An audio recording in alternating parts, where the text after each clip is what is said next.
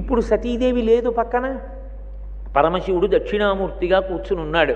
కాబట్టి ఇంకా నాకు భయం ఎక్కడుంది, నాకు మృత్యువు ఎక్కడుంది? అసలు ఒక్కొక్కసారి అనిపిస్తుంది మృత్యు అనేటటువంటిది ఒకటి ఉంది కాబట్టి కనీసం పుణ్యకార్యాచరణంలో ఓ తొందర ఉంటుంది. మృత్యు అన్నదోటి ఉంది కాబట్టి ఓ భయం అన్నదోటి ఉంటుంది. దీని తరువాత లెక్కలు అడిగేవాడు ఉన్నాడు, ఎందుకైనా మంచిదో అగరత్తన్న వెలిగిద్దామని.